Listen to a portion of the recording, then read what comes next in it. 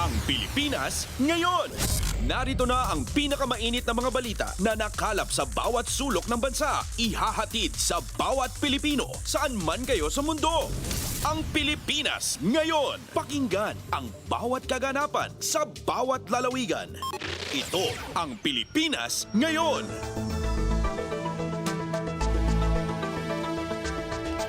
Magandang araw sa ating mga tagapakinig. Welcome po muli sa ating programang Ang Pilipinas Ngayon.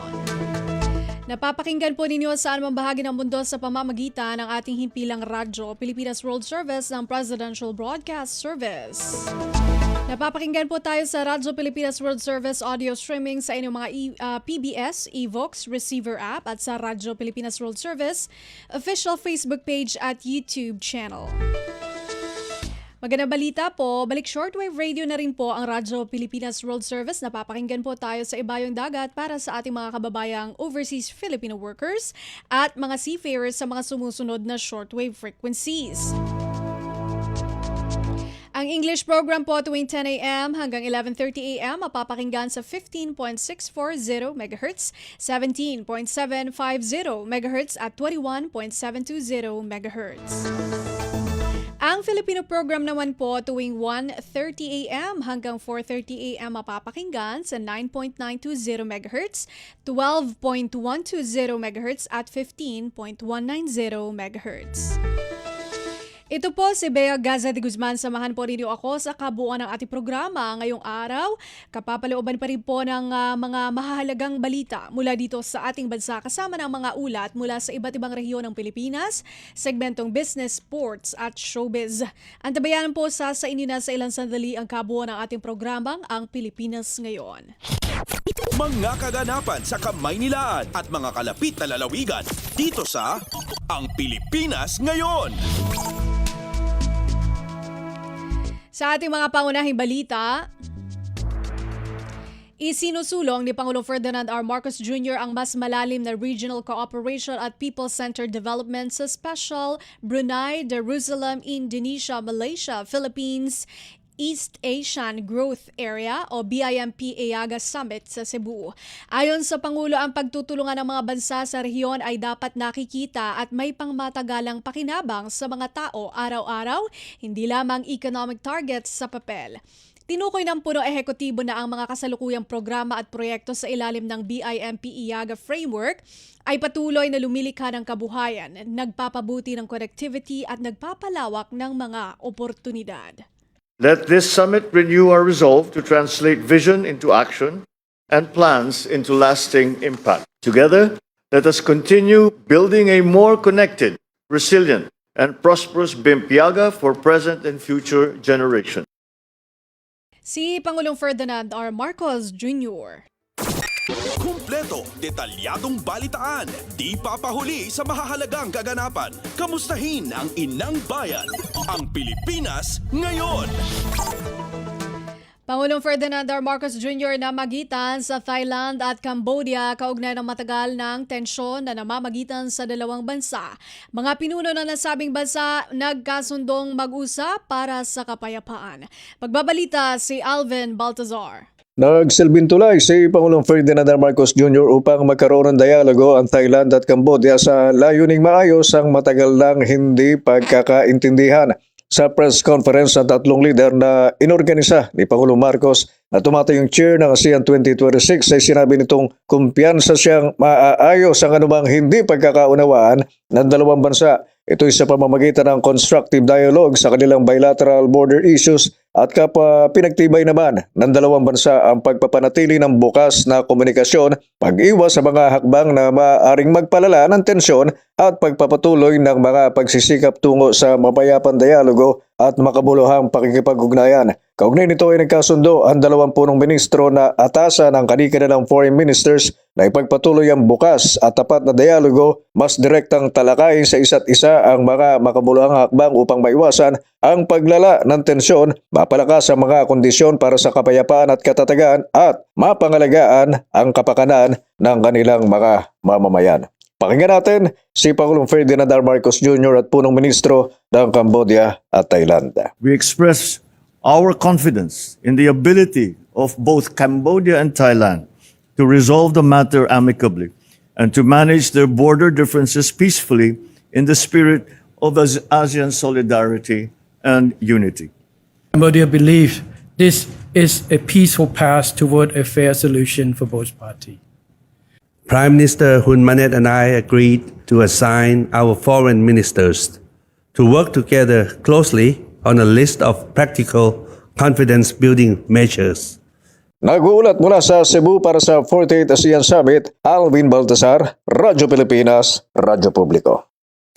Pasada ng mga balita mula sa Pilipinas para sa mga Pilipino saan man sa mundo. Ang Pilipinas ngayon. Inaasahang maghahatid ng malaking oportunidad para sa ekonomiya ng Pilipinas ang ginaganap na 48th ASEAN Summit sa Cebu, ayon kay RCBC Chief Economist Michael Ricafort. Sa pareham sa programang Global na Tayo, binigyang diin ni Ricafort na malaki ang pakinabang ng bansa sa pag-host nito na naturang regional gathering. Isa sa mga pangunahing agenda na tututukan ang seguridad sa supply ng enerhiya, na isang kritikal na usapin para sa mga kasaping bansa lalo na ngayong mayroong krisis sa Middle East. Sinabi pa ni Ricafort, nagsisilbing tamang venue ang Cebu para sa mga talakayang ito dahil sa laki ng potensyal na market sa rehiyon. Kasabay nito, inaasahang palalawigin pa ang mga panukala para sa ASEAN Free Trade Area o AFTA. Target ng samahan na mas patatagin ang ugnayang pang-ekonomiya, hindi lamang sa loob ng Southeast Asia kundi maging sa mga higanteng ekonomiya gaya ng India, Australia at European Union.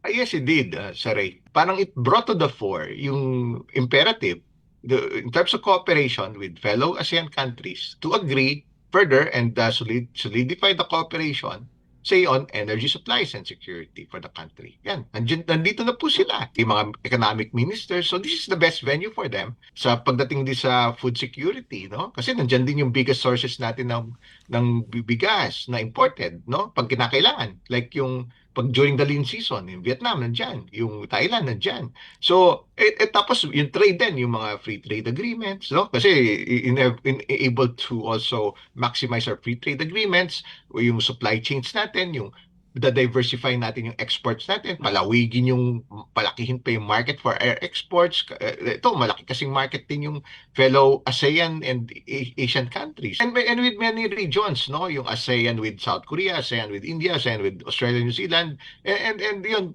pwede pang palawigin yun, no? To include especially free trade with the EU.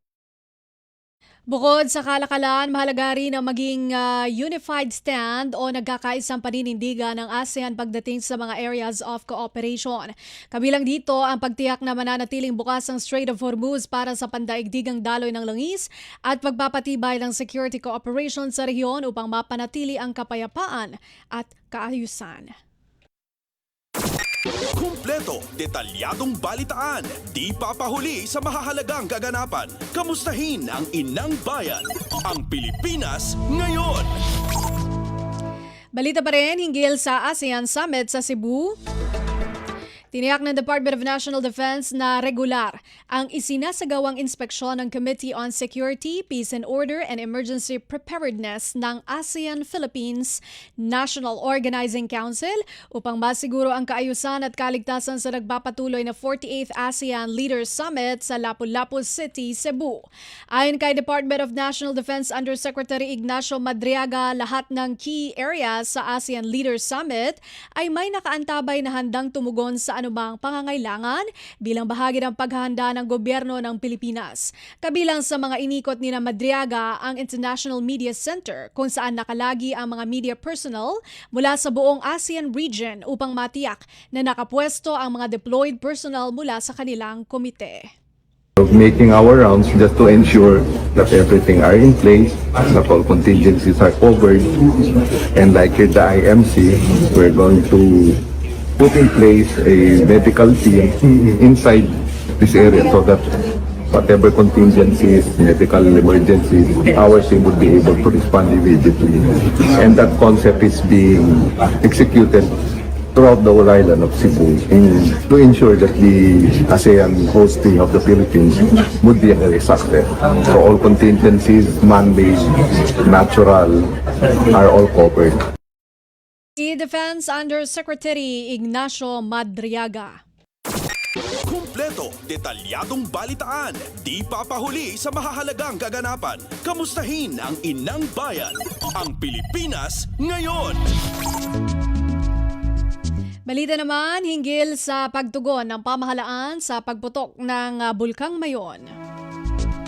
Lubos ang pasasalamat ng pamahalaang panlalawigan ng Albay kay Pangulong Ferdinand R. Marcos Jr. dahil sa agaran nitong tugon sa Albay kaugnay ng pag-aalboroto ng Bulkang Mayon. Ayon kay Albay Governor Noel Rosal, walang tigil ang buhos ng tulong mula sa iba't ibang ahensya ng pamahalaan, gayon din ang pagsasaayos sa mga lugar na labis na napinsala ng ashfall.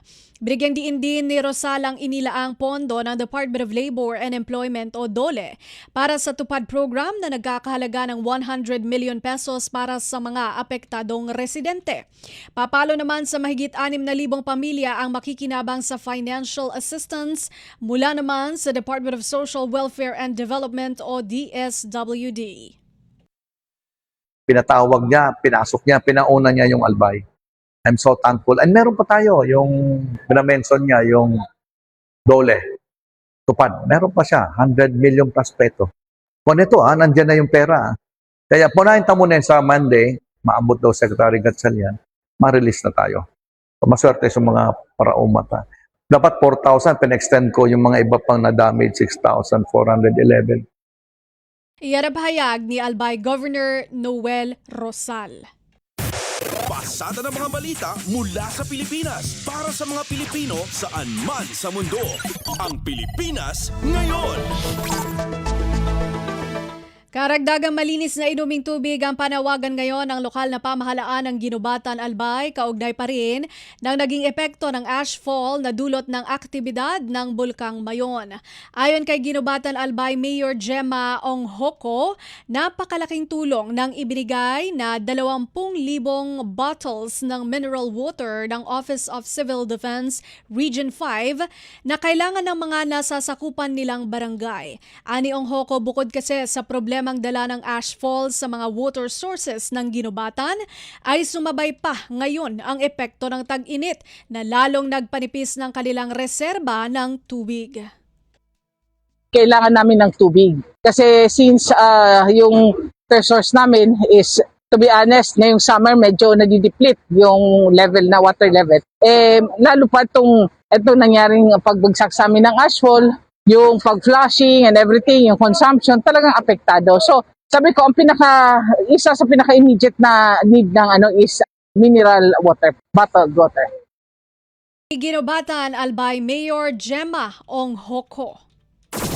Kumpleto, detalyadong balitaan, di papahuli sa mahahalagang kaganapan. Kamustahin ang inang bayan, ang Pilipinas ngayon. Pinag-aaralan na ng Department of Social Welfare and Development o DSWD ang mga mekanismo para maprotektahan ang internally displaced persons o IDPs sa Albay laban sa epekto ng matinding init ng panahon. Ayon kay DSWD spokesperson Assistant Secretary Irene Dumlao, kabilang sa kanilang tinututukan ang panganib ng heat exhaustion at heat stroke lalo na sa mga vulnerable sector gaya ng senior citizens at mga buntis na pansamantala lang nananatili sa evacuation centers.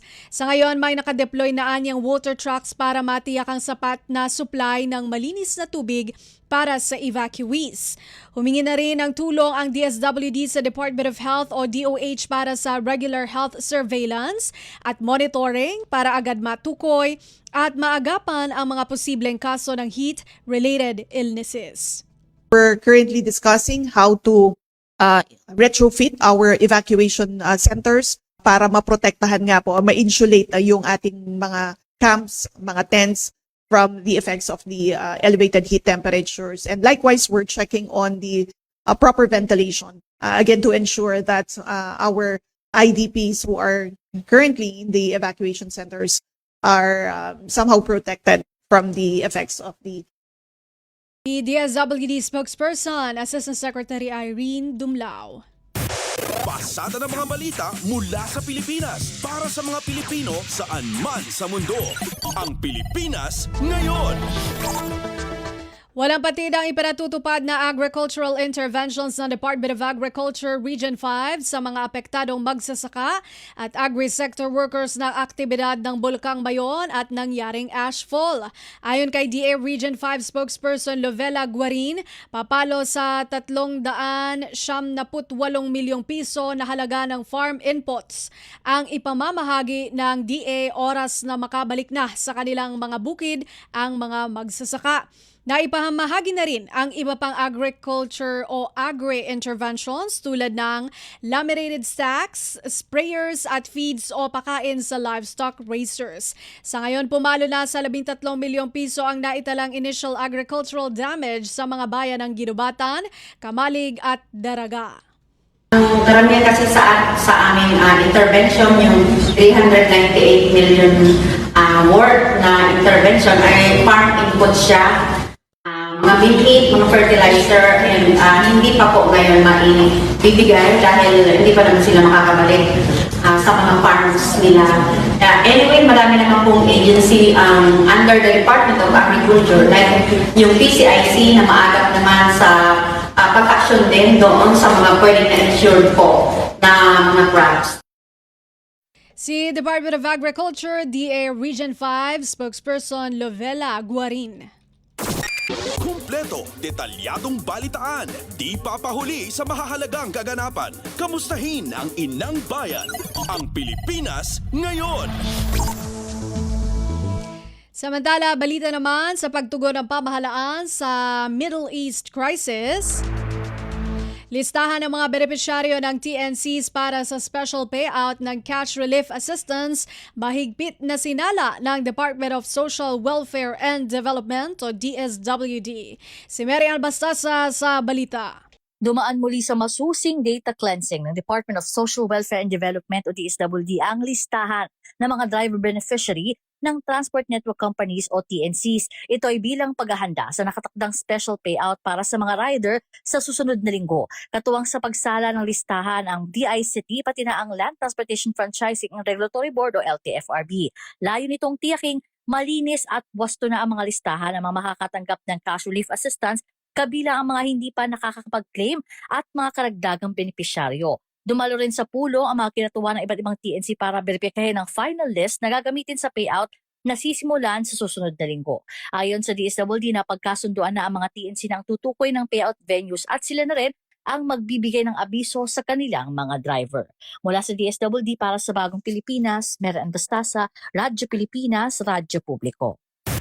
Pasada ng mga balita mula sa Pilipinas para sa mga Pilipino saan man sa mundo. Ang Pilipinas ngayon.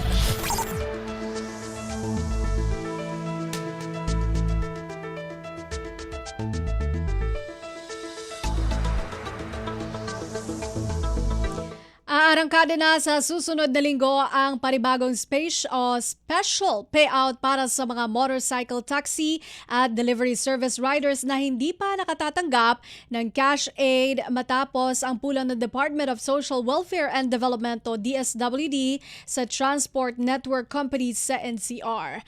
Ayon kay DSWD spokesperson Assistant Secretary Irene Dumlao, napagkasunduan na ang mga TNC na ang tutukoy sa payout venues at sila na rin ang magbibigay ng abiso sa kanilang drivers. Pinaalalahanan naman ng DSWD ang mga driver na hintayin ang opisyal na abiso mula sa kanilang TNC lalo na sa mga may multi-tapping o nakarehistro sa mahigit iisang platform. DSWD will just appear in those payout sites at mamamahagi noong tulong pinansyal. But tutulong po tayo sa information dissemination. So once the TNCs have posted already in their communication platforms kung ano yung schedule, ano yung venue, we will share the same information in our communication platforms. DSWD spokesperson Assistant Secretary Irene Dumlao. Kumpleto, detalyadong balitaan, di papahuli sa mahahalagang kaganapan. Kamustahin ang inang bayan, ang Pilipinas ngayon. Kautusan ng Energy Regulatory Commission o ERC na ipatigil muna ang disconnection sa kuryente, hindi na bago ayon sa pamahalaan. Ang ulat mula kay Raquel Bayan. Hindi na bago ang hakbang na ipinatupad ng Energy Regulatory Commission ng utusan nito ang mga distribution utilities na ipatigil muna ang disconnection sa kuryente ng mga consumer na bigong makapagbabayad ng kuryente. Sa Bagong Pilipinas ngayon, sinabi ni ERC Legal Service Director Attorney Maria Guinness na ang hakbang na ito ay tugon ng komisyon sa hinaing ng mga consumer na sobrang laki ng kanilang bill sa kuryente. Sabi ng opisyal, nauna na rin nilang naipatupad ng ganitong hakbang tuwing mayroong malakas na bagyo o iba pang sakuna na nangangailangan ng suporta ang publiko sa pagbabayad ng kanilang bill sa kuryente. Doon sa mga hinaingay ng mga consumers na sobrang laki ng binabayaran nilang kuryente.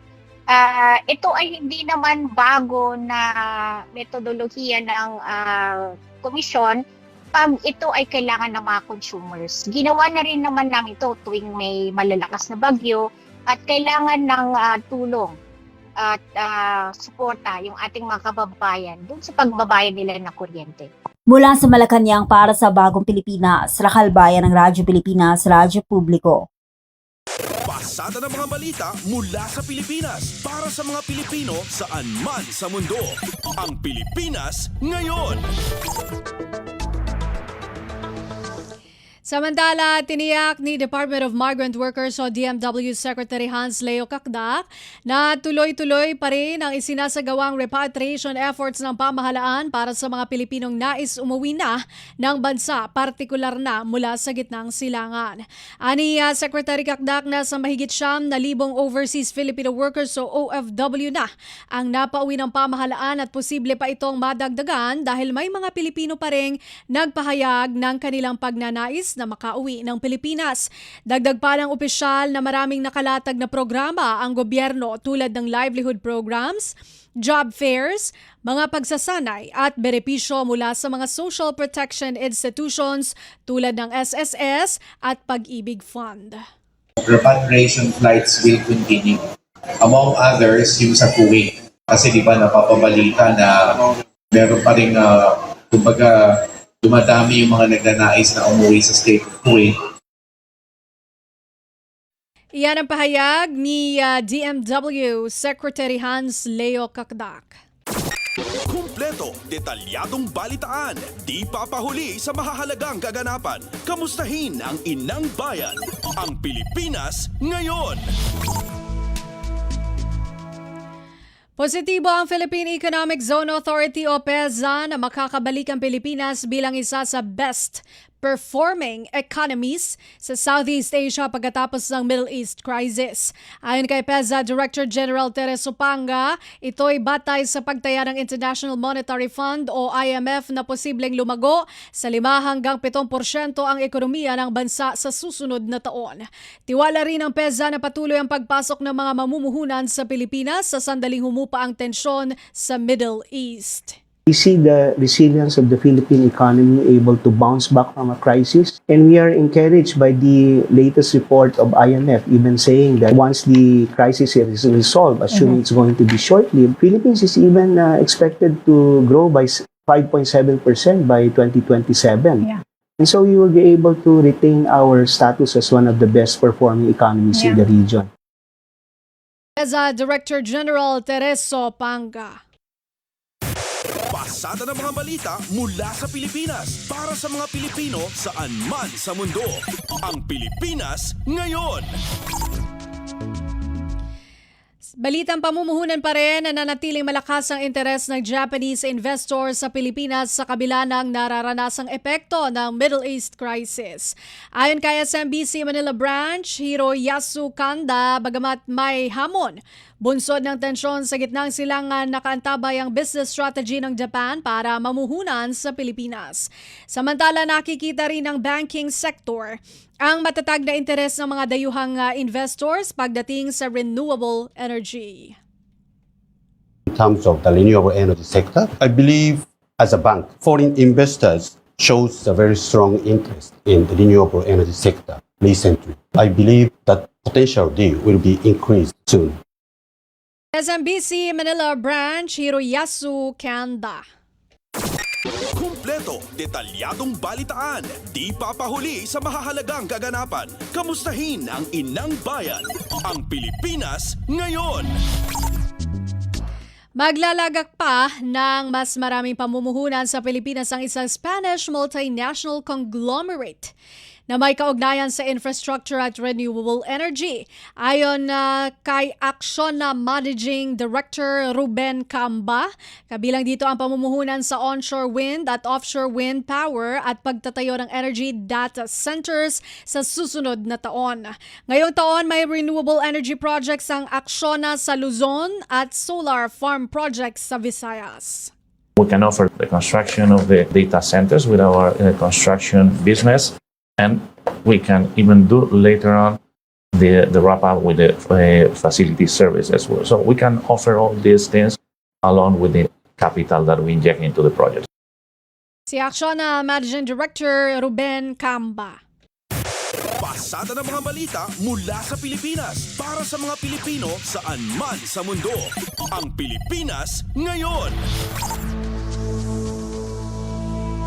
Sa iba pang balita,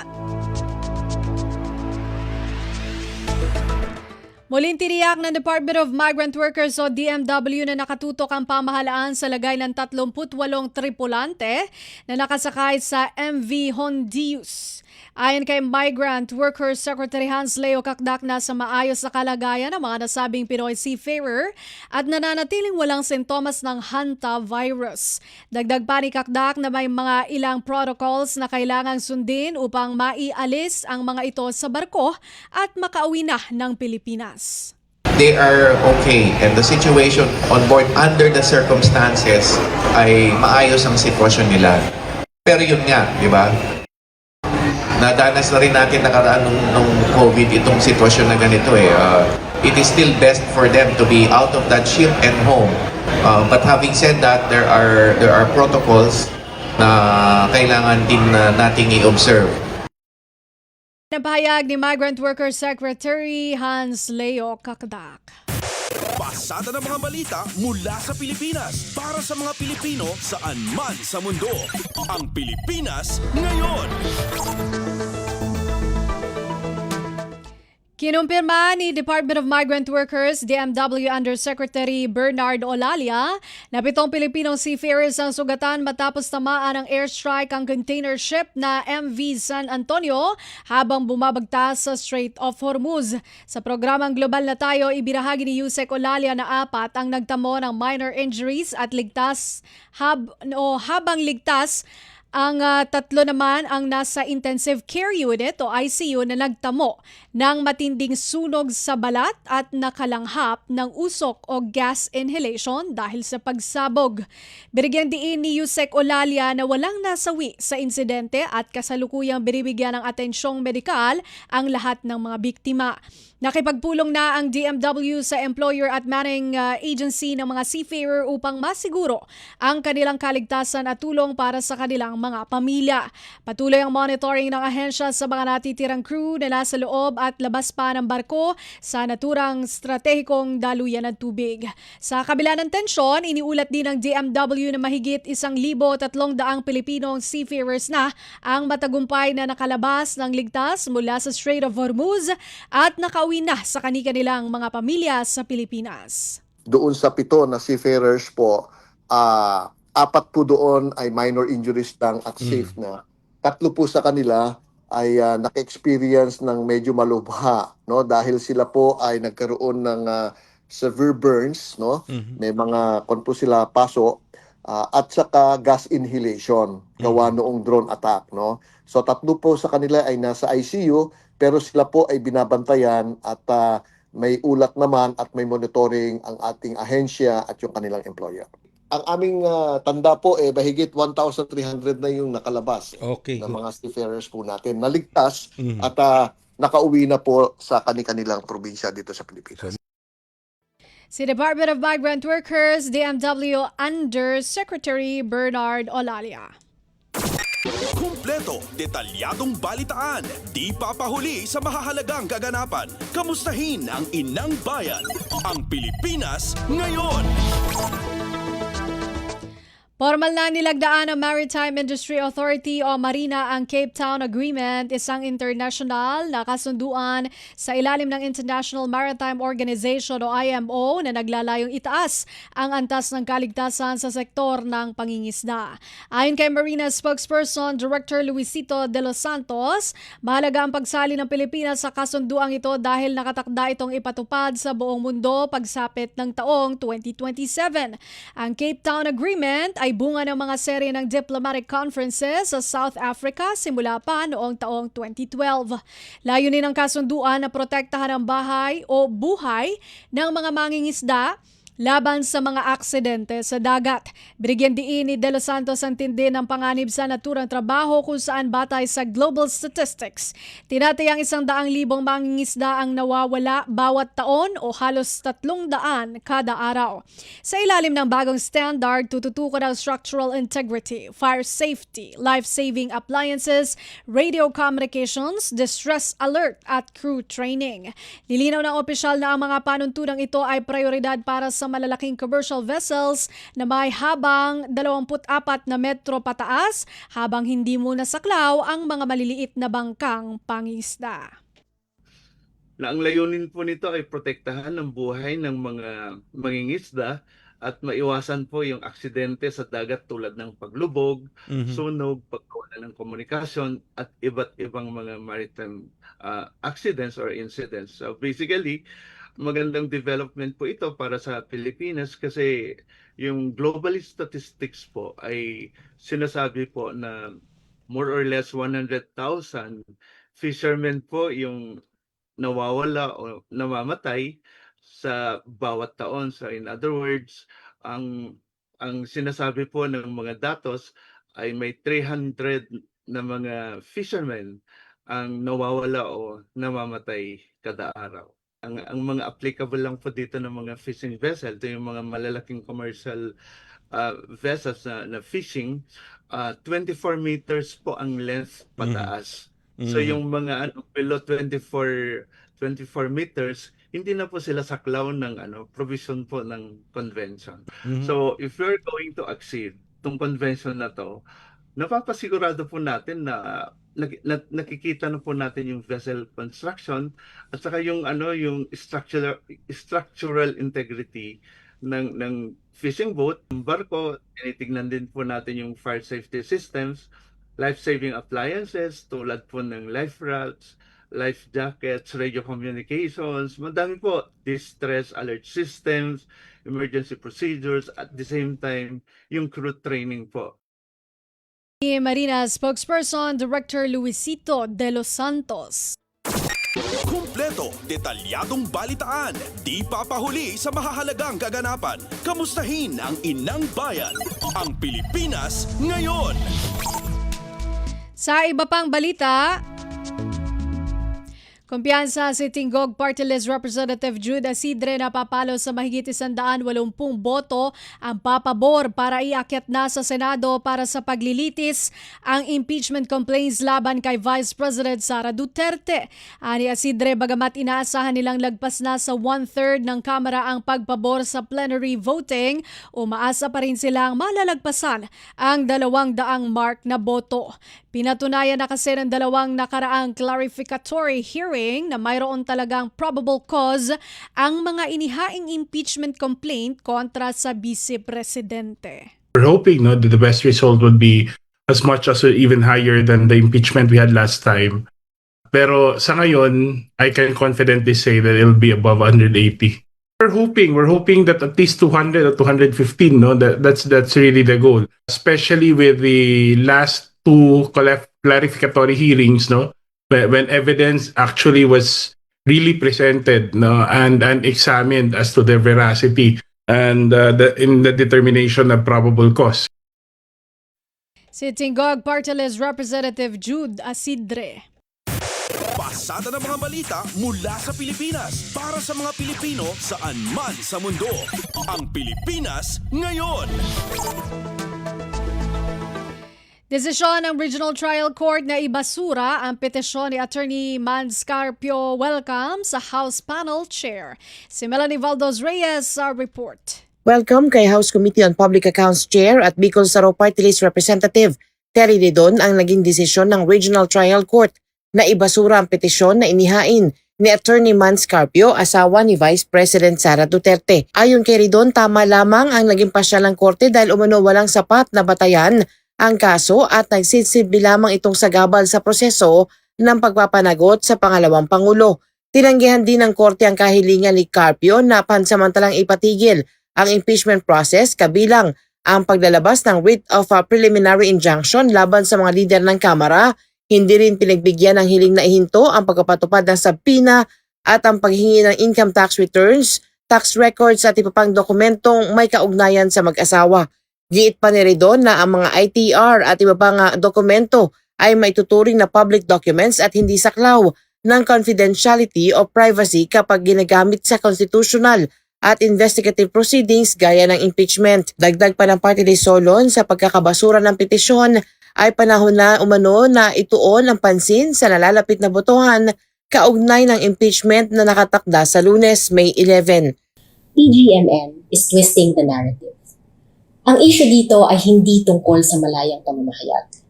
Lalong hindi ito tungkol sa karapatan ng sino man na punahin ng gobyerno. Ang tunay na tanong, meron bang humingi ng pera kapalit ng katahimikan? Representative Ferdinand Martin Romualdez only did what any other person exposed to the same circumstance would do. He reported it to the proper authorities, and the NBI acted on that report pursuant to its mandate under the law. Para sa Bagong Pilipinas, Melanie Valdos Reyes, Radyo Pilipinas, Radyo Publiko. Kumpleto, detalyadong balitaan, di papahuli sa mahahalagang kaganapan. Kamustahin ang inang bayan, ang Pilipinas ngayon. At yan po ang ating nakalap ng mga national news. Ang tabayanan po ang ating pagbabalita sa mga kaganapan sa ating mga rehiyon. Para sa regional news, sa pagbabalik po yan ang programang Ang Pilipinas Ngayon makalipas ang ilang paalala. Dati-rati maraming pamilyang Pilipino ang kapos. May mga magulang na hindi alam kung saan kukuha ng makakain. Sa ayuda naman, matagal sila naghihintay bago makakuha. Kapag may kalamidad, ang relief goods, mano-manong inihahanda, kaya matagal dumating.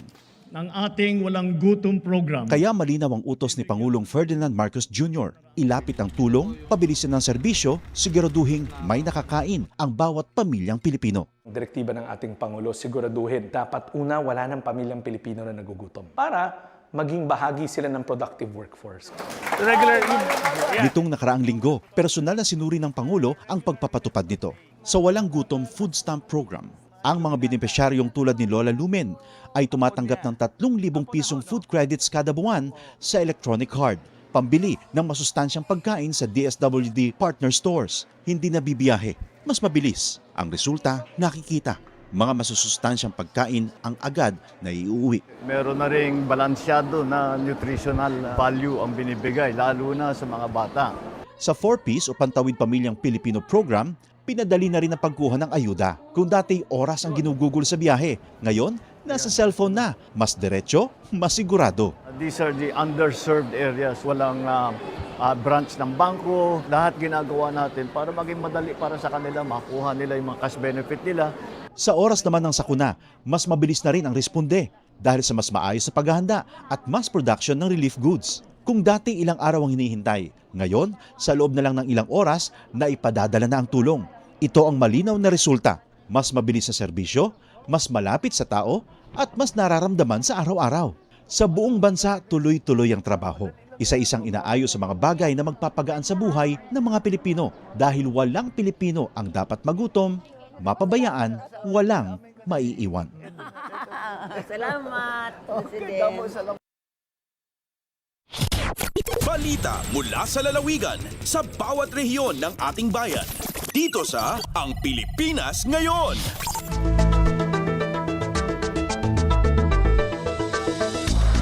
Nagbabalik ang programa Ang Pilipinas Ngayon. Narito na po ang mga balita para sa ating regional news ngayong araw na ito.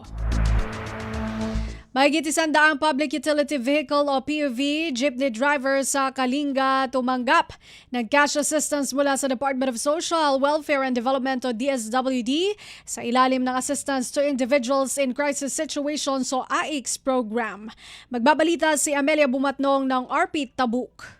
Sa ngagasot kini mapulok at walo a public utility vehicle wano PUV ken jeepney drivers ti Kalinga iti naipayan ti cash for aid manipot ti Department of Social Welfare and Development wano DSWD iti sidong ti Assistance for Individuals in Crisis Situation wano AICS program. 5,000 a pisos iti inawat itunggal may sa benepisyaryo kabayatan iti payout iti kalman sa JETES da Kalinga Gymnasium nga insayangkat iti DSWD SWAT Kalinga karaman iti Land Transportation Office at imulong iti verifikasyon dagiti dokumento. Iti nasawa programa katadaan panggap a matulungan dagiti PUV ken PUJ drivers ken operators nga apektado iti nangato a presyo ti krudo gabo iti agdama a riribo ken Middle East. Sigun kini Team Leader Lorna Lumiwan ti SWAT Kalinga iti listaan ket naggapo iti Land Transportation Franchising and Regulatory Board wano LTFRB ken nagdalan dayto iti nainget a validation process. Kabayatan na, nagyaman dagiti benepisyaryo kas kini Mr. Robert Basingan, iti Barangay Lacnog West, Tabuk City, iti naawat a suporta manipod iti gobyerno. Sigun kinkwana, dakkel at tulong iti cash assistance amang supusop iti paggatang da iti krudo, tapno tuloy-tuloy iti panangipaayda iti serbisyo kas public utility driver. Kas tapay ang mausar na daytoy para iti kasapulan iti pamilyana. Manipod DZR Kitabuk, Amelia Bumatnong para iti Radyo Pilipinas World Service. Balita mula sa lalawigan sa bawat rehiyon ng ating bayan. Dito sa Ang Pilipinas Ngayon. Kasunduan sa pagpapatupad ng Assistance to Individuals in Crisis Situations o AICS sa lalawigan ng Pangasinan, nakatakdang lagdaan ng Department of Social Welfare and Development o DSWD at pamahalaang panlalawigan. Si Verna Beltran Adaban ng RP Dagupan sa balita. Sa provincial government na Pangasinan tansay Department of Social Welfare and Development o DSWD so akaparaan lan mampirma na Memorandum of Agreement para ud pangipaksab na assistance to individuals in crisis situation jad Pangasinan Provincial Hospital. Unong ad kinenbi si Gobernador Mark Ronald Lambino noon na implementala so agreement na DSWD Field Office 1 tan gobyerno provincial sa rekwalipikadon PPH patients so naitdana na pangkanawnawan mangusar na AICS bilang tulong at sa regas da at panagtambal. Inkwanton saya so karuma niya suporta o panlapuan na pondo yan nayaring usaran da at panagtambal na saray kabaluyan impaliwawaton ang gaman wala rin benepisyo malapod PhilHealth and medical assistance for indigent and financially incapacitated patients packages na Department of Health wala ni ripigaran gasto siya agda nasasakupan jad saya at unloob so AICS bilang tambal o pinansyal at tulong para sa gastos singa sa medical punpon o dino transportasyon.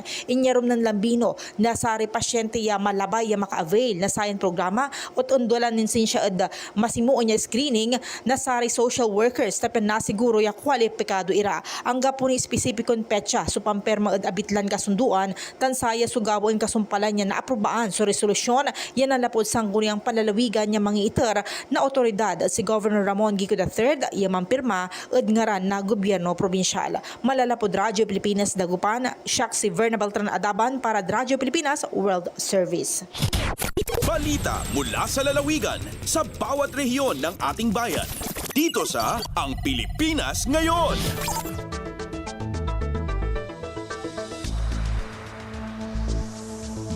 520,000 piso na hindi nabayarang benepisyo na ipagkaloob sa 19 na manggagawa sa Quezon sa tulong ng Department of Labor and Employment o DOLE. Ang detalye mula kay Mara Grezula ng RP Lucena. Naipagkaloob na ang kabuuang 520,000 pesos na hindi nabayarang benepisyo sa 19 na empleyado ng isang hardware establishment sa Chaong, Quezon matapos ang isinagawang labor inspection ng DOLE Quezon.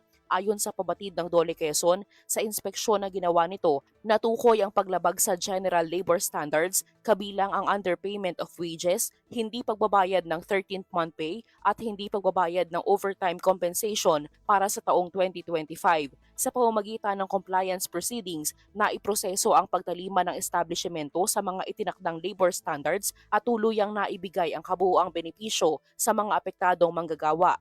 Ayon sa Dole Quezon, bahagi ng isinagawang hakbang ang koordinasyon, dialogo at pagpapatupad ng mga umiiral na batas paggawa upang matiyak ang proteksyon sa karapatan ng mga manggagawa. Kinilala ng kinatawan ng establishmento ang naging findings ng Dole at nagpahayag ng commitment na maituwid ang kanilang labor practices at matiyak ang tamang benepisyo para sa kanilang mga empleyado. Mula sa RP Lucena, ito si Mara Gresula para sa Radyo Pilipinas World Service. Balita mula sa lalawigan sa bawat rehiyon ng ating bayan. Dito sa Ang Pilipinas Ngayon. Mula pa rin sa Lucena, kabuhayan ng mga magniniyog at magsasaka sa San Pablo, Laguna, palalakasin, Agricultural Innovation Hub itatayo. Ang detalye mula kay Tom Alvarez ng RP Lucena. Palalakasin ng pamalanunsod ang kabuhayan ng mga magniniyog at magsasaka sa San Pablo City, Laguna. Ayon sa pabalidang pamalanunsod, magiging katuwang nila ang Philippine Coconut Authority o PCA sa adhikaing maging mas moderno, produktibo at mas matatag ang sektor ng agrikultura sa San Pablo. Kaugnay nito ay itatayo ang isang makabagong pasilidad na tatawaging San Pablo City Agricultural Hub sa lupang pagmamayari ng PCA para sa mga magsasaka at magniniyog. Magsisilbi itong learning site, trading post, demonstration farm at post-harvest cold storage facility na tutulong para sa mas maayos na pagbibenta, pag-iimbak at pagpapaunlad ng produktong agrikultural sa lungsod. Mula sa lungsod na Lucena, Tom Alvarez para sa Radyo Pilipinas World Service. Balita mula sa lalawigan sa bawat rehiyon ng ating bayan. Dito sa Ang Pilipinas Ngayon. Housing units sa ilalim ng Yolanda Permanent Housing Program o YPHP ng National Housing Authority, NHA, na ipamahagi na sa Coron, Palawan. People's Caravan ng ahensya kasabay ring isinagawa. Mag-uulat si Miriam Basig ng RP Palawan. Pormal dang impiari ang National Housing Authority ang mga bagong unit ang pabalay sa darwa kagatos nga kwalipikadong benepisaryo sa munisipyo ang Coron, Palawan sa isang ceremonial awarding ang housing unit sa barangay San Nicolas sa Asambit nga lugar. Ing pangunan ang Assistant General Manager Alvin Feliciano ug Region 4 Manager Roderick Ibanez agpangpandawati ang mga Certificate of Award sa idalami ang pagsugo i National Housing Authority General Manager Juben Tai. Sigon sa NHA, agasirbing katibayani ang mga pamilya sa andang bagong balay ang mga Certificate of Award para sa mas libre eg permanenteng mamaisaran para sa mga nadistruso ang bagyong Yolanda nga agtama sa nasambit nga Banwa. Ang proyekto nga natawag nga Coron Heights ay parte ang Yolanda Permanent Housing Program o YPHP ang National Housing Authority. Katabi digi matagumpay dang nabuati ang National Housing Authority andang pangaruang People's Caravan dading dagon sa Banuang Coron, Palawan. Natawan grasya digi ang sobra sa kasaribo milima kagatos nga benepisaryo alin sa iba-ibang resettlement sites. Kabangkya ang NHA ang 16 nga andang mga partner agencies pariyo ang PhilHealth nga agtaw serbisyo sa mga benepisyaryo sa housing program ang ahensyang DA. Alin digi sa Puerto Princesa, Palawan, DA si Miriam Tejada Basig, Radyo Pilipinas World Service. Balita mula sa lalawigan sa bawat rehiyon ng ating bayan.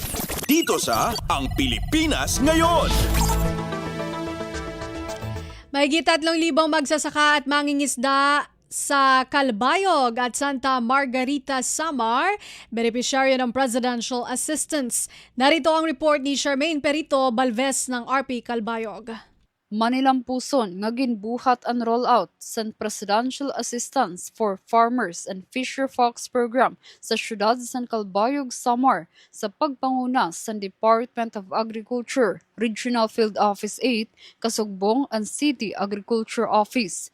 Ang Presidential Assistance an usa nga one-time targeted ug unconditional cash assistance para sa mga kwalipikado nga parauma ug para pangisda nga rehistrado ilarom sa Registry System for Basic Sectors in Agriculture lakip sa mga benepisyaryo ang rice, corn ug sugarcane farmers sugad man ang mga para pangisda ilarom sa programa. Kada kwalipikado nga benepisyaryo ang kumarawat tag 2,325 pesos nga bulig pinansyal ini para mapagaan ang epekto sa economic instability o geopolitical tensions sa global nga merkado nga direkta nakakaapekto sa sektor sa agrikultura ug pangisdaan. Sa pakighimang raw sa Radyo Pilipinas Kalbayog kan Engineer Maria Luisa Capili, lead APCO sa DARFO 8, iyagin pahayag nga ang nasabi nga unconditional cash assistance ang makakabulig para mamentenar san mga parauma ug para pangisda an era production capacity sa luyo san presente nga hagit sa ekonomiya ug paghataas san gastos sa produksyon. Unconditional cash assistance ito para sa mga eligible rice, corn, sugarcane, and fisher folk para ma-mitigate nila yung mga rising production cost para ma-maintain nila ang mga production capacity during this time of political tension. Ngayong nangyayari. Sa nasabing nga rollout, por lo menos 2,500 nga mga benepisyaryo tikang sa Calbayog City ug 800 naman tikang sa Santa Margarita ang nakakarawat sa assistance. Samtang nakatalaan buhaton ang ikaduha nga rollout sa masunod bulan Hunyo para sa mga waray makakarawat sa una nga schedule. Tikang sa Radyo Pilipinas Calbayog, Charmaine Perito Balvas, Radyo Pilipinas World Service. Balita mula sa lalawigan sa bawat rehiyon ng ating bayan. Dito sa Ang Pilipinas Ngayon. Department of Agriculture o DA Caraga pinalalawak ang programa ng Sagip Saka Act. Mag-uulat si Angel Obosa ng RP Tandag. Gipalawom o gipatinaw sa Department of Agriculture Caraga ang implementasyon sa Sagip Saka Act o Republic Act 11321 ato sa orientation nga gihimo para sa mga lokal nga opisyal ug agribusiness coordinators sa rehiyon. Gituki sa maong kalihukan ang mga importanteng probisyon sa balaod, lakip na ang direct purchasing program diin mahimong diretsyo mopalit ang mga national government agencies o local government units sa mga produktong agrikultural gikan sa mga mag-uuma ug mangingisda nga walay agi sa middleman. Gipasabot usab sa mga representante gikan sa National Program Management Office, Sagip Saka ug Agribusiness and Marketing Assistance Service sa DA Central Office ang proseso sa accreditation pinaagi sa Farmers and Fisherfolk Enterprise Development Information System aron mas mapalapad pa ang merkado sa mga produkto sa mga asosyon o kooperatiba sa mag-uma ug mangingisda. Ang duha ka adlaw nga orientation gihimo sa Surigao City uban sa partisipasyon sa mga agribusiness coordinator gikan sa nagkadaiyang local government unit sa Caraga Region. Gikan diri sa Radyo Pilipinas Tandag, kini si Angel Obosa alang sa Radyo Pilipinas World Service. Balita mula sa lalawigan sa bawat rehiyon ng ating bayan. Dito sa Ang Pilipinas Ngayon. Lokal na pamahalaan ng Hulo mamamahagi ng bigas sa mga pedicab driver sa bayan. Pagpapalista sa mga rehistradong driver isasagawa. May report si Eloisa Muhammad ng RP Hulo.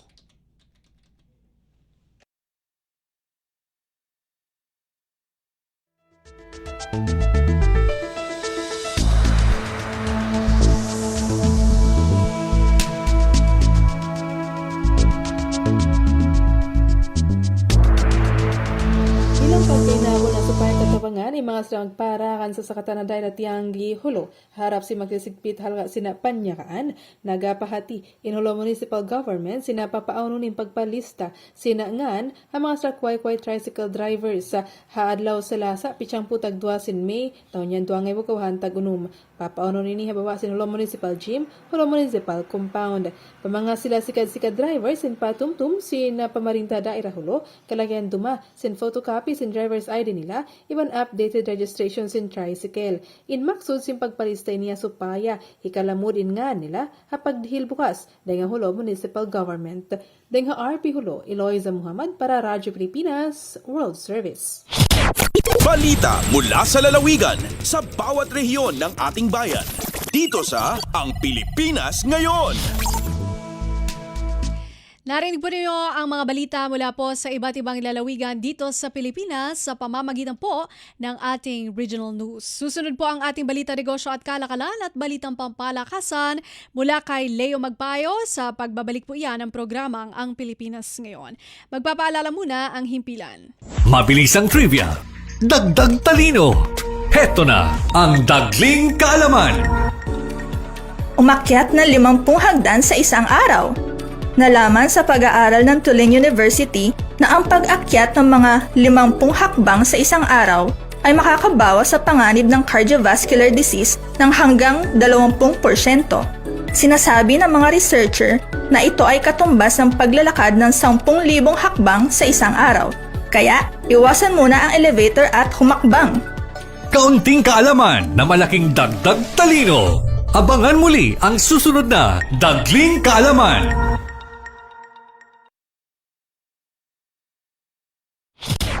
Lagay ng ekonomiya, kalakalan, negosyo at iba pa. Atin ang alamin dito sa Ang Pilipinas Ngayon.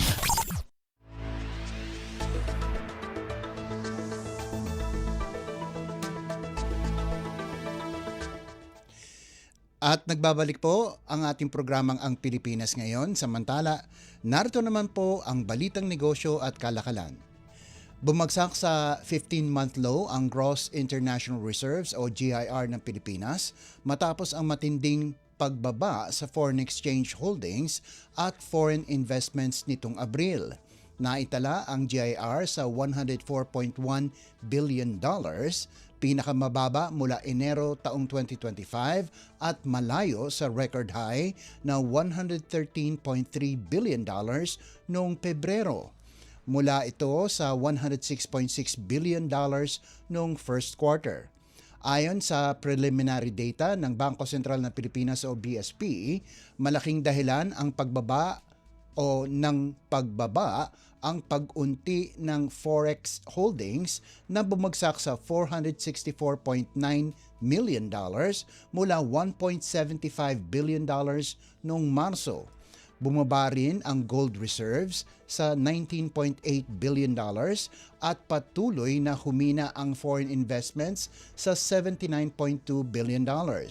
Dahil dito, kaya na lamang ng GIR na tustusan ang 6.9 months ng imports, mas mababa kaysa 7 months noong Marso. Ang buffer laban sa short-term external debt ay 3.8 times mula sa 4.3 times noong unang 2 buwan ng taon.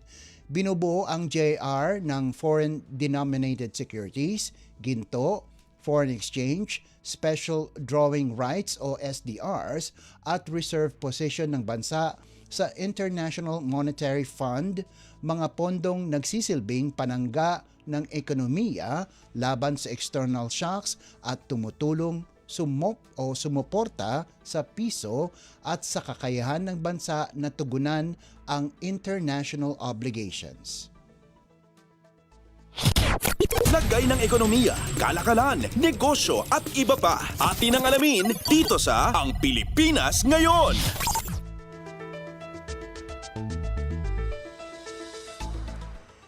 Humina ang ekonomiya ng Pilipinas sa 2.8% growth sa unang quarter, ang pinakamabagal mula pandemya dahil sa epekto ng corruption scandal, mataas na presyo ng langis at tensyon sa Middle East. Ayon sa Philippine Statistics Authority o PSA, mas mabagal ito kaysa 5.4% noong nakarang taon at mas mababa sa 3.4% forecast ng mga ekonomista.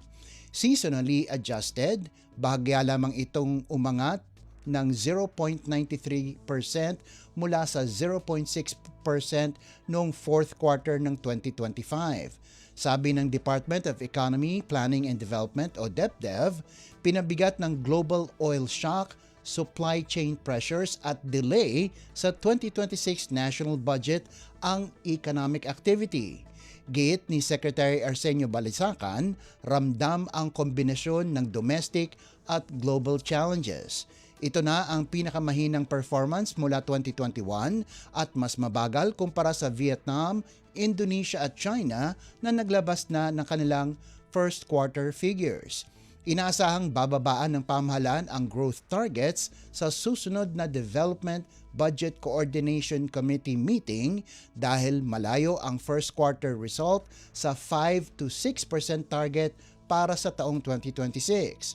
Ayon kay Balisacan, mananatiling nakaasa ang outlook sa magiging takbo ng tensyon sa gitnang silangan kahit inaasahang tatagal pa ang epekto ng mas mataas na presyo ng langis at supply disruptions. Lagay ng ekonomiya, kalakalan, negosyo at iba pa. Atin ang alamin dito sa Ang Pilipinas Ngayon.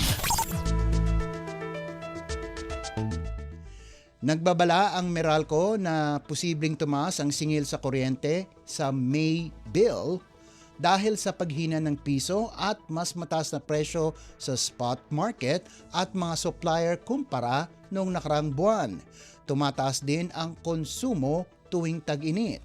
Ayon kay Meralco spokesman Joe Zaldariaga, may pressure para tumaas ang rates dahil sa mahina ang piso at patuloy ang tensyon sa Middle East kahit maaari pa rin itong magbago depende sa final computation. May ilang factors na pwedeng magpababa sa overall rate. Una, 23 sentimo kada kilowatt hour na bawas mula sa pinaikling refund period at ikalawa, 20 sentimo kada kilowatt hour na bawas dahil sa pagtanggal ng value-added tax o VAT sa malampayan natural gas. Pero kahit bumaba ang rate, aasahan pa rin ang mas mataas na bayarin dahil sa mas malaking konsumo ngayong tag-init. Samantala, sinusunod ng Meralco ang utos ng Energy Regulatory Commission o ERC na walang disconnection at may staggered payment para sa mga kumukonsumo ng hanggang 200 kWh mula Mayo hanggang Hulyo. Tiniyak ni Zaldariaga na karamihan ng customers ay mas pipiliing magbayad ng late kaysa hayaang maipon ang malaking bayarin pagkatapos ng July. Nilinaw rin niya na ang mga tinatawag na other charges sa social media ay public policy charges na nakasaad sa batas at mananatili sa bill. Ang generation charge pa rin ang pangunahing nagtutulak ng pagtaas ng kabuang singil. Lagay ng ekonomiya, kalakalan, negosyo at iba pa. Atin ang alamin dito sa Ang Pilipinas Ngayon. Nagbabadya ang panibagong galaw sa presyo ng produktong petrolyo sa susunod na linggo. Ayon sa Department of Energy o DOE, inaasahang may malaking rollback sa diesel at kerosene habang posibleng tumaas naman ang presyo ng gasolina. Batay sa 4 na araw ng trading sa Means of Platts, Singapore, maaaring bumaba ng humigit kumulang 9 piso kada litro ang diesel at 12 piso kada litro ang kerosene. Sa kabilang banda, 1 peso and 60 centavos hanggang 1 peso and 70 centavos kada litro ang posibleng idadagdag sa presyo ng gasolina. Ayon kay DOE Oil Industry Management Bureau Director Rino Abad, unti-unti nang bumabalik sa normal na market-based prices ang langis matapos ang ilang buwang pagtaas na dulot ng tensyon sa Middle East na nagsimula pa noong Pebrero. Paliwanag niya, kasalukuyang naglalaro sa 70 pesos hanggang $70 hanggang $95 per barrel ang presyo ng langis sa world market, mas malapit na sa itinuturing na normal range na $55 hanggang $65 per barrel bago nagkaroon ng kaguluhan sa riyon. Sa ngayon, hinihintay pa ng DOE ang kompletong trading data para sa opisyal na anunsyo ng price adjustments sa Lunes. Lagay ng ekonomiya, kalakalan, negosyo at iba pa. Atin ang alamin dito sa Ang Pilipinas Ngayon. At para naman sa halaga ng palitan, ayon sa Bangko Sentral ng Pilipinas ngayong Biyernes, 8 ng Mayo, ang halaga ng piso kontra sa dolyar ay nasa 60 piso at 69 na sentimo. Ang Japanese yen naman po ay nagkakahalaga ng 39 na sentimo. Ang Singaporean dollar ay nasa 47 piso at 84 na sentimo. 4 na sentimo naman ang won ng South Korea at nagkakahalaga ng 8 piso at 72 sentimo ang isang yuan ng China. Sa iba pang palitan, ang Hong Kong dollar ay nagkakahalaga ng 7 piso at 75 sentimo. Ang British pound naman ay katumbas ng 82 piso at 27 sentimo. Nasa 71 piso at 17 sentimo ang euro, 44 piso at 44 sentimo ang Canadian dollar, habang ang Saudi Arabian rial ay nagkakahalaga ng 16 na piso at 18 sentimo. Lagay ng ekonomiya, kalakalan, negosyo at iba pa. Atin ang alamin dito sa Ang Pilipinas Ngayon.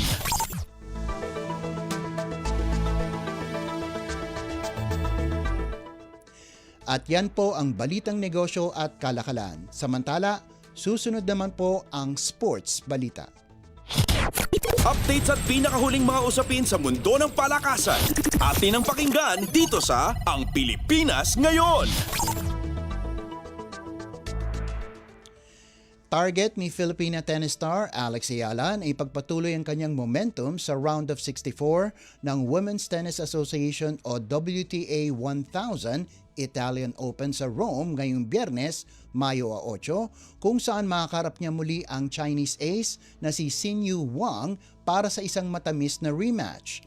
Mula sa impresibong first round win kontra Magdalena Frech ng Poland, susubukan ng 20 anyos na si Ayala na makabawi kay Wang, ang parehong kalaban na tumalo sa kanya sa 3-set semifinal duel sa WTA 250 ASB Classic sa Auckland noong Enero. Kapag nagwagi si Ayala, haharap siya sa mas mabigat na hamon sa round of 32, kung saan posibleng makalaban ang Greek veteran na si Maria Sakkari o ang world number 2 at two-time Grand Slam champion Elena Rybakina ng Kazakhstan. Wala pang nakakaharap si Ayala sa kanilang dalawa sa Women's Professional Tour. Ang kampanya ni Ayala sa Rome ay bahagi ng kanyang paghahanda para sa French Open na gaganapin mula Mayo 24 hanggang Hunyo 7 sa Paris. Updates at pinakahuling mga usapin sa mundo ng palakasan. Atin ang pakinggan dito sa Ang Pilipinas Ngayon. Kompleto na ang Magic 8 sa PBA Season 50 Commissioner's Cup pero nananatiling magulo ang playoff picture kaya parehong determinado ang Meralco at Rain or Shine na kunin ang momentum sa kanilang mga laban ngayong Biyernes sa Ninoy Aquino Stadium. Para sa Rain or Shine na may tangan na twice to beat advantage, mahalaga ang panalo kontra Titan Ultra Giant Risers sa main game. Galing sila sa 3 talo sa huling 4 na laro kaya target nilang ibalik ang kanilang forma. Matindi rin ang naging epekto ng injuries sa Elasto Painters, kabilang ang pagkakawala ni na Felix Limeti at rookie June Roque dahil sa knee injuries. Iba naman ang motibasyon ng Meralco na nasa 7-3 record at kasalukuyang ika-4. Panalo kontra Terra Firma Jeep ang magbibigay sa kanila ng huling twice to beat slot. Pero ayon kay Coach Luigi Trillo, hindi sila titingin sa masyadong malayo.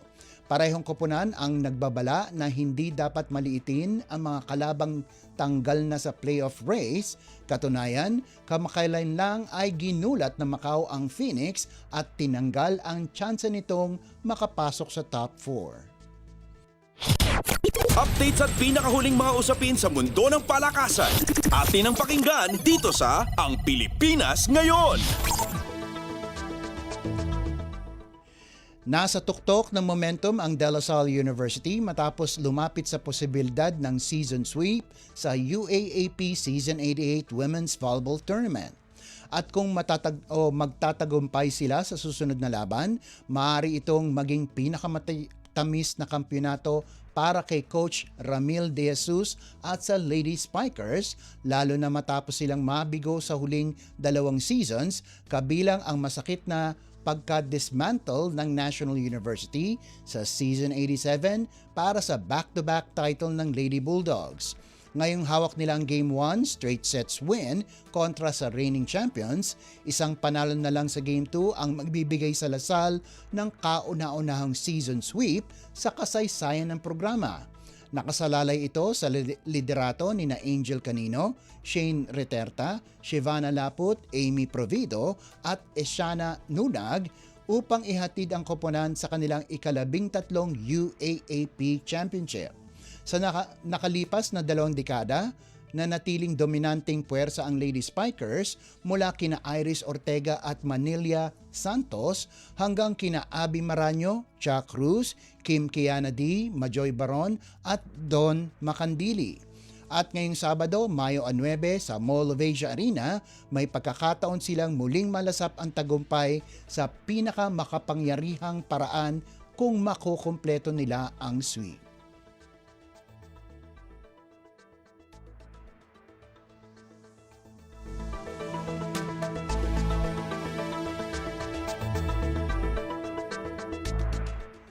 Samantala, magbibigay daan muna tayo sa isang presidential event.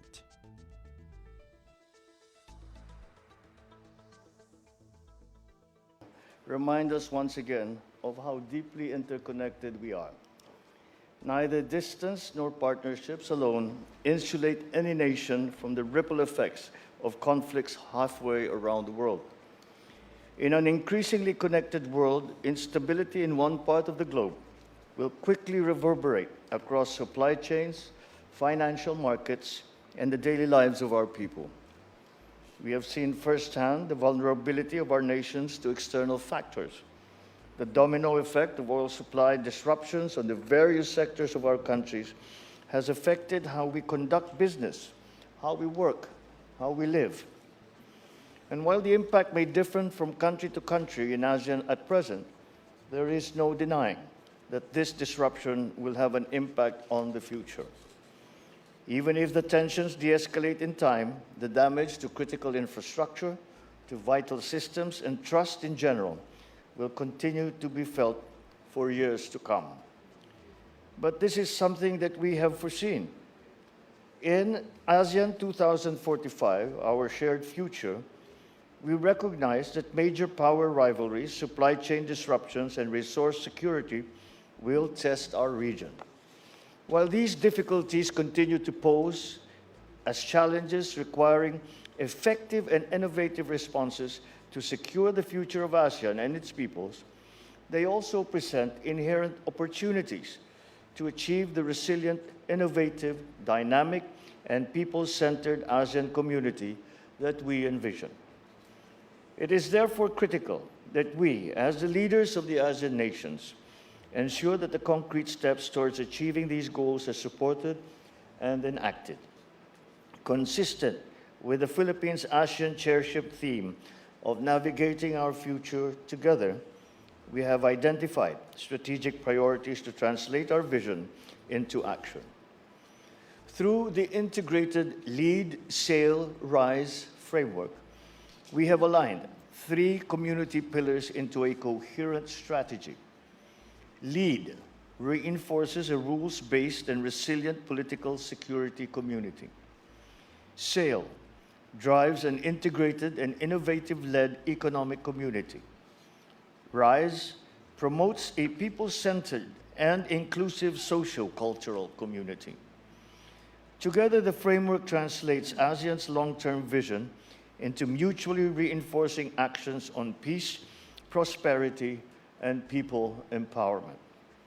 This morning, we had a candid and productive exchange on the challenges before us. We spoke extensively about the importance of ensuring regional energy security and resilience, stabilizing food security in the face of external shocks, and regarding the safety and welfare of our nationals that we need to safeguard, some of whom live and work far from home. These are no longer abstract concerns. These are immediate responsibilities that call for foresight, coordination, and concrete and collective action. During the retreat, let us discuss how we can navigate this uncertain future together. The recent crisis is a stark reminder of how vulnerable our economies remain to sudden shifts in the international order and consequently the global economy. A few weeks' worth of disruptions will take years to be corrected. testing not just our governments, but also our communities. May this afternoon's exchange give us an opportunity to reflect on how we can move forward, not only in how we respond to immediate disruptions, but in how we can strengthen our institutions, maximizing existing mechanisms, and effectively implement action plans so that future shocks do not become future crises. Consistent with the strategic priorities of the Philippine chairship of ASEAN and in line with our theme, Navigating Our Future Together, I am certain that the discussion from our retreat will help us lead, sail, rise ASEAN together for our region, our peoples, and most importantly, for our future. Your Majesty, Excellencies, we shall now proceed to our exchange of views on regional and international issues, particularly on 1. ASEAN's capacity to manage and mitigate the impacts of oil supply disruptions and price volatility, as well as 2. The lessons learned from the recent geopolitical crisis. May I now call on our incoming chair, His Excellency Prime Minister Lawrence Wong, to deliver his intervention. Prime Minister. Thank you, Chair. Your Majesty.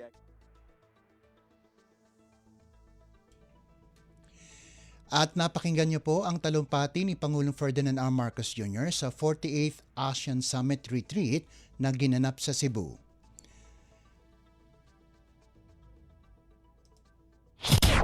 Updates at pinakahuling mga usapin sa mundo ng palakasan. Atin ang pakinggan dito sa Ang Pilipinas Ngayon.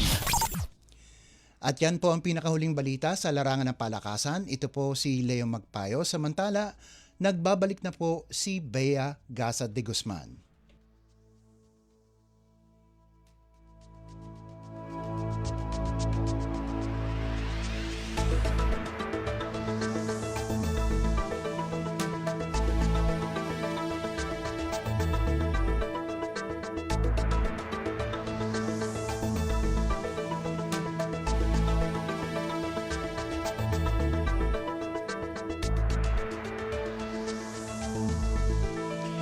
At yan po ang kabuuan ng ating programang Ang Pilipinas Ngayon. Maraming salamat sa ating mga nakasama sa technical side kina Milo Jonella at Hiro Lucero sa ating Wirecast. Maraming salamat din sa ating executive producer Jerome Toledo na siya rin naghatid ng ating balitang showbiz sa mga nagulat mula sa iba't ibang lalawigan ng ating bansa para sa ating regional news. Kay Leo Magpayo para sa balitang business at sports at maraming salamat din sa ating station manager Mr. Ray Sampang.